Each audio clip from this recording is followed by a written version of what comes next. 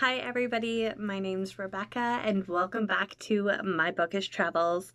Today I'm going to be wrapping up the 10 books I read in the month of January, and I have to say it was actually a really good reading month. I'm not sure about you guys if you set targets or goals. My goal was to actually read 10 books in January, and I'm glad that I was able to hit that mark, but I'm not sure. Are you guys the same as I am? Do you like to set targets for the month? This was a pretty average month for me. I didn't exceed it and I didn't cut below it, so all in all, definitely a good month for me. The first book that I read was Nut Jobs: Cracking the Case. This one was an Audible original about nut heists taking place in the south of the United States. And I found this very interesting. I did not know that this was a thing. I didn't realize how prevalent it was. And it actually makes a lot of sense why this would be something that would be a very lucrative heist business to take place, but not something that you actively think about on a regular basis. I gave this 5 out of 5 stars. I found it a very interesting and educational listen, and I liked the fact that there was a lot of stuff that was being included that kind of involved the nut heists, but it was kind of like a side story to it. And I just really enjoyed the way that the story was presented, and it was just a very well produced Audible original. I highly recommend go listen to it if you have not. Next, I read The Hidden Princess. I gave this a 4 out of 5 stars. I actually have done a full review of this book here on my channel. There is the general synopsis and a spoiler-free section and a spoiler section. If you are interested in finding out more of my thoughts on this, I highly recommend going and giving that a look. A few points: it's a Cinderella retelling involving dragons and magic and fantasy and an adventure that takes you far beyond what you would imagine taking place. Again, I gave this 4 out of 5 stars. The next one that I read was If You Tell, and this was actually an Audible Editor's Extra a couple of months ago. My mom and I ended up listening to this together, and we ended up both agreeing it was a 1 star. We did not enjoy the listening experience. It is true crime. It's based off of an actual person with the actual crimes that she committed and the horrible things that she did to those in her care and in her home. She's actually due to be released on parole in summer 2022. Very disturbing. Very scary to listen to. It definitely turned my stomach a couple of times when we were listening to it, and my mom and I had to actively force ourselves to sit down and listen to it because we knew that if we didn't, we weren't going to finish it. Ended up giving it 1 star. It's not one that I would listen to again. I definitely say you have to be in the right mindset. It could definitely be a triggering read for those that are maybe looking at potentially reading it.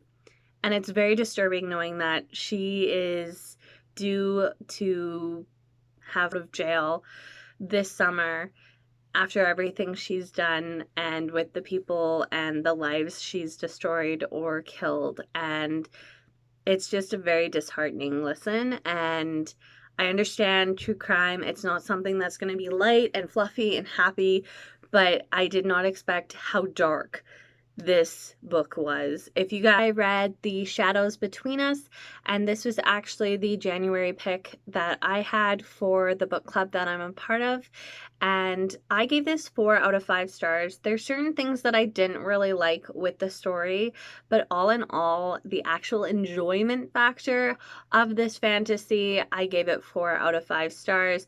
I really enjoyed it. It really allowed me to just kind of escape reality for the time I was in the story and kind of go into a different world and see some different characters. I did 4 out of 5 stars because there were just a couple of things that I had issues with, and even with the club that I'm in, a couple of people mentioned similar things that they didn't like. So I feel like there were definitely certain things that could have been improved upon, and for that reason I gave it 4 out of 5 stars. I listened to Habits for Good Sleep, and I gave this one 5 out of 5 stars. I think that there were a lot of really good pieces of advice for those that are looking to actually have a better relationship with their sleep, and maybe they don't have the best sleep and they want to work on that. I ended up picking up a couple of really good tips from listening to that audio series. I think it was only 8 episodes, or maybe it was 10. I think it was 10 episodes. It was 8 or 10 episodes. We'll go with that. And I really enjoyed them. I found that they weren't too long, and they definitely had a lot of really good things in the actual episodes that kind of would leave you with food for thought and kind of take a look at your relationship with your sleep and kind of evaluate it that way. And for that reason, I gave it 5 out of 5 stars. The next book that I read is In the Shadow of Blackbirds. I gave this 4 out of 5 stars. It's a little bit of a darker read. It takes place in 1918, and it is in the midst of war and in the midst of a pandemic. And also it deals with some of the things that happened during that time surrounding spiritualism and ghost photography and things like that. I found this to be a read that I weirdly connected with because of going through the pandemic in general and still being in the midst of the pandemic while reading this. And also, I just found that the situation with the loss and being with our main character, Mary Shelley, it just was so unique as a read. It definitely gave me Miss Peregrine vibes because there are like different like historical photos and they are immersed throughout the story. But in general, the actual story itself was so interesting, and I just was so intrigued by it. I probably hit about the last 100 pages, I'd say, and all of a sudden I could not put the book down. I hit a point where I'm like, I have to read this. I'm not going to get any sleep unless I finish this book now. And I just powered through. I actually had like lost sleep because of the fact that I wanted to finish this book. And I cannot believe it took me so long. It's been on my shelf for so long, and I finally read it. And it's definitely that right book, right time situation, but it was just so good. And I think you have to be in the right mindset. Again, it does have a little bit of a sadder story, and it's a little bit darker too because of the situation. But I found myself really immersed in the story, really connecting with it because of what's taking place in this world. Well, I shouldn't say in the world, but in the story, because it's not set in like a fantasy realm. But I will say that I did have at the end one bit that I was like, yep, I totally was expecting this. And then there was one other bit where I was like, no, what? That is kind of where I will go with this. 4 out of 5 stars. It wasn't absolutely perfect for me, but I definitely found that this was a very unputdownable book. Into Twisted Palace, and this was actually a reread for me. I ended up doing the reread through Audible because sometimes when you've read a book, it's nice to be able to have it read to you and kind of see, do the characters sound like how you expected them to and whatnot. I really enjoyed getting to do this reread through Audible. I gave it 3 out of 5 stars, and here's my reason. I still had the same issue I had when I read the book. It just did not have the same spunk that the first two had, and I just found at times in the actual story I was having to force myself to listen to it, and all in all, I still liked it. I found it a very unique read, and I think it was very much a nostalgic read for me, and hopefully it's going to push me into finishing off the rest of the books, because I do own them in the series, and kind of see how the author takes the end of the first arc of the series and kind of moves on to the other siblings. So I'm very intrigued by that. But again, all in all, for the actual narrators, because they do have a male and female narrator. Angela Goethals and Zachary Weber, I believe, are the narrators, if I'm remembering correctly. And I found that they did a really good job being the narrator and kind of immersing into the book how the characters would sound, and totally worked for in my mind how I would hear those characters talking. So 3 out of 5 overall, very good, and I love the narration. Next one, this is kind of funny as well. So it's The Last Resort, and this one I listened to with my mom.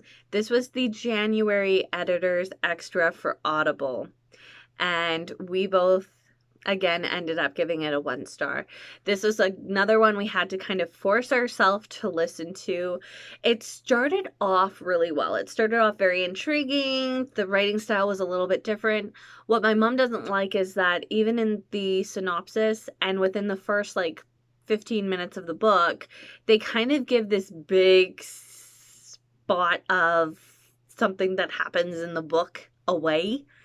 And it kind of takes away from, I think, some of the shock factor you could expect in the book. For me, I found that the book was very much lacking. And by the time we got to the end of it, I said to my mom that I'm so worried that I'm going to spoil you guys. Okay, if you have not read it and you're concerned that I'm going to spoil you, please just mute me. I'll just put my hand down. I'll put my hand down. So don't listen until my hand goes down. I found that by the time we got to the end of it, I said to my mom, I feel like this is a poorly written Hercule Poirot Murder on the Orient Express. With how the author did it, it just fell flat, and it was stupid, and it was stupid, stupid, stupid. I hated it. I hated it. I wish that you could be like, this book does not deserve a rating option. All right, so as I will say that it's not going to spoil you. I feel that this book falls on the category of, I wish there was a rating you could give that wasn't actually like a star rating. You have to give them at least 1 to give them a rating. I wish that there was one that said this book is not worthy of a star rating. I feel like that button needs to exist for some of these books, because there are some books you read that you're like, you don't even deserve the 1 star I gave you. And that's kind of how I felt. I'm sorry. I'm very passionate about this one because I was just like, I spent X amount of hours listening to you and it was just a total disappointment. And that's kind of my thought. The weird thing is the amount of people that left reviews on Audible about this was the editor's extra. What? Why? I had so much fun reading their reviews, and they were just ripping into Audible, ripping into it being an editor's extra, and ripping into the author. And I know it's probably not nice to laugh at these situations, but I'm like, I have never felt so connected to other people's reviews of a book before. So I read Broken Promises by H.M. Ward. I gave this one 4 out of 5 stars. This is the final book in the Secret Life of Tristan Scott series, and I don't think it was last year. I think it was the year before. I finished off reading kind of the high school arc of it, and then this is set 10 years after those books, and oh my goodness, guys, I don't even know what to say about this one. I loved it, but I hated it. And I cannot believe that the author, this is why I give authors till the last page, guys. And this is why I don't DNF books. Promise until the last page I'm going to give the author the benefit of the doubt to turn my mind. So I started this and I was ready for it, and then I got about partway through and I'm like, I am hating this and I hate this author. And then I got to the end of it and I was like, oh my goodness, I still kind of hate the author for doing this, but it was so beautiful. And that is why I give it 4 out of 5 stars. I don't like when authors take books and they use it for their benefit. So for example, I think that if a character has a lot of trauma that they go through, if you're going to throw more trauma on top of that, you're just being a crappy person because that character's already gone through enough. But I also understand this is the author's characters. They have created them, and they hold full liability for these characters, and that is not my choice. They hold their life in the palm of their hands, literally, because they're writing the story. So I can't really be mad at an author because of decisions they make, but I can remove a star because it takes away that enjoyment factor for me. And again, that I definitely enjoyed it, but there were certain things that I didn't like with the direction the author went. And there was just so much intense drama that I just did not want to put this book down. I just kept reading through it and pushing through it, and it was so good, and I'm glad that I did that. Final book that I read in January was In Real Life, and I gave this 3 out of 5 stars. There's not a lot of depth to the story, but again, it is a graphic novel, and I really enjoyed it. I have read quite a few from the First Second publishing company. Yeah, First Second. And I don't know, I've got a bit of a love-hate relationship with them. This one I really enjoyed because I feel like there was a key element that they actually dealt with in the story that I think if you are in middle school, you are in high school, you like to game or you like to deal with a lot of social things, highly recommend that you read this because I feel like it's one of those ones where it deals very well with those situations. The other thing that it deals really well with as well is bullying. The author does a really good job of discussing bullying or being invisible, feeling like you're not important or you're not making a difference. This book is handled so well and it's so good. And there is my 10 books that I read in January. I definitely will say that I'm feeling a little bit more passionate about some of the books I read, and I'm also feeling like definitely like angry passionate about some of them that I read as well. But all in all, I will say that I definitely had strong emotions for what I read. And so with that being said, I hope you guys have a great rest of the day. Stay safe, stay well, and I'll see you next time. Bye.